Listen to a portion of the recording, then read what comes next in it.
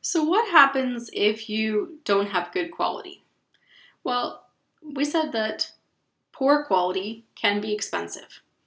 And Deming said the importance was to have quality assurance to prevent the defects before they happen, rather than a quality control to help reduce the cost. So let's look at the costs of quality. And when we talk about failure costs, we're talking about costs caused by defective parts or products. So when we look at failure costs, we can divide them into internal and external failure costs. Internal failure costs are costs that are incurred prior to the product making it to the customer. So this is during production. So maybe you have an incorrect machine setting or some faulty equipment or some kind of improper material handling. So something you're doing in your production process causes damage. Well, it can cause damage to the equipment. So let's suppose that one of your equipment is faulty and a screw or a piece of the equipment comes off in production. Well, if it comes off in production and then it gets taken to the next machine and gets caught up inside the next machine, then a faulty equipment, faulty equipment number one, can cause damage to equipment number two. And now that's going to cost you money because you have to replace or fix it. So equipment damage is an internal failure cost. Maybe when that screw or piece came off of the piece of equipment, then it went flying and it hit an employee.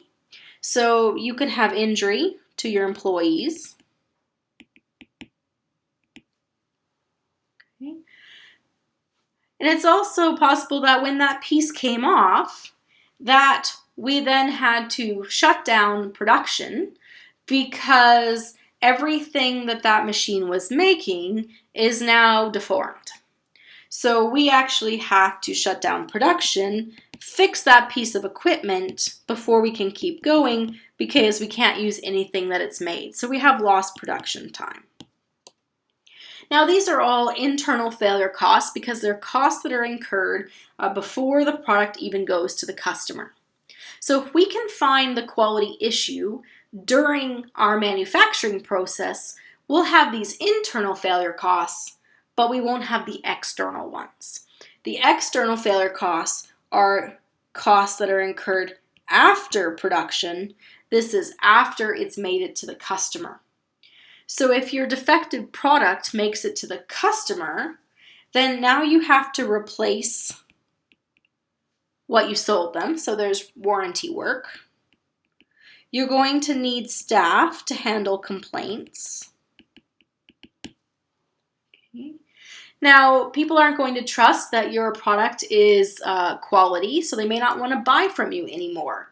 So you're going to have to do things like put your product on sale and provide other discounts to offset that lost goodwill.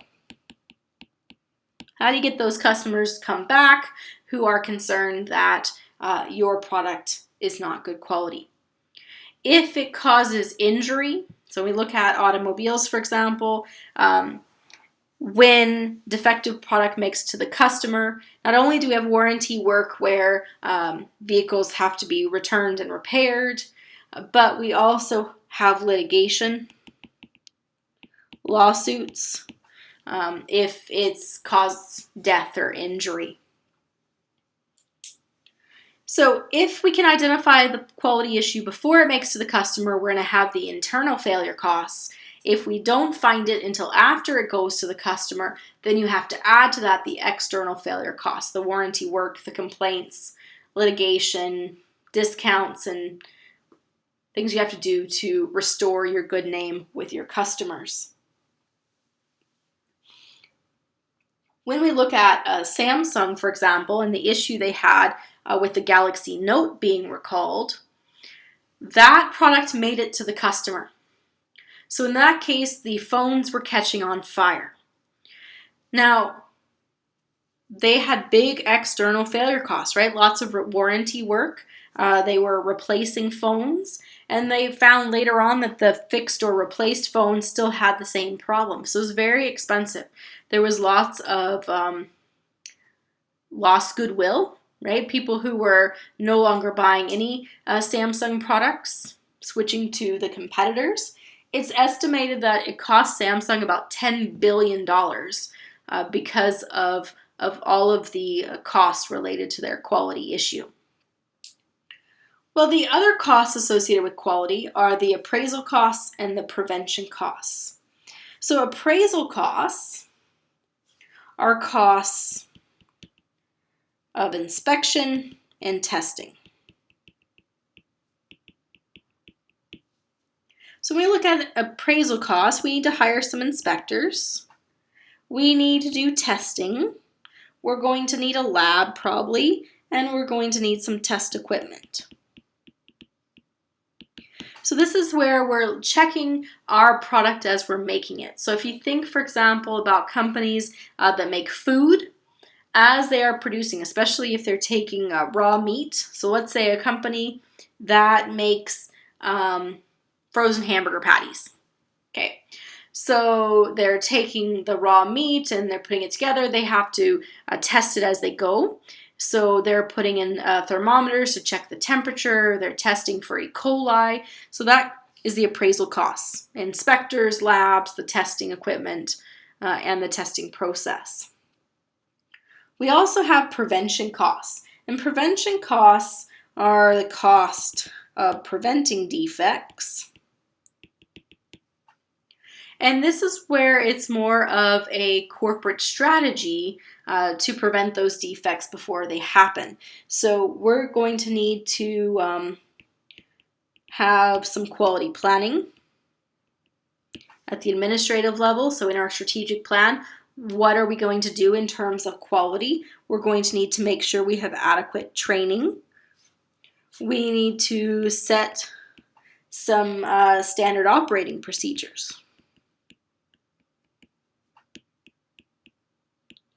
So if we're the company that's making frozen hamburger patties, what are the steps that our employees need to follow in terms of preventing E. coli or any other contaminants in the food? So what steps do they need to take? And then we'll make sure that they are trained appropriately. So there's some strategic decisions, some process decisions that have to be made. And so these contribute to the costs of quality as well. What we find is that if we spend $1 on prevention, then that saves about $10 on detection.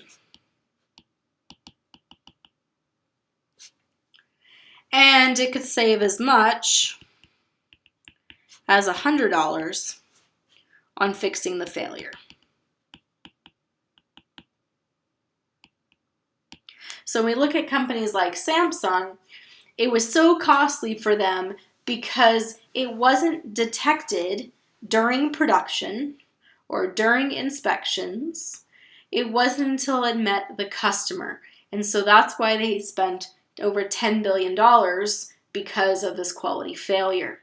If you can put procedures in place to prevent the defects before they happen, then the costs are very small.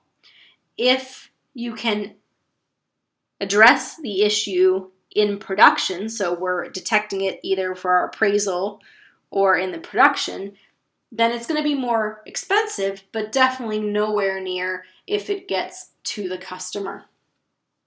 And in fact, we can look here, and this graph here on the right gives you kind of an idea about the cost. So the closer the product gets to the customer before you identify the defect, the more expensive it's going to be.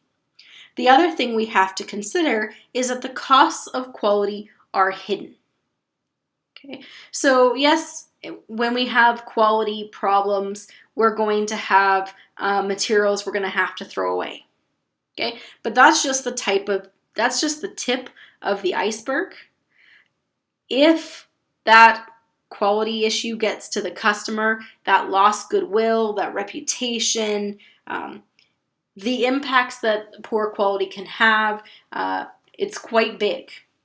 And so a lot of the costs of quality we don't realize until a bit down the road.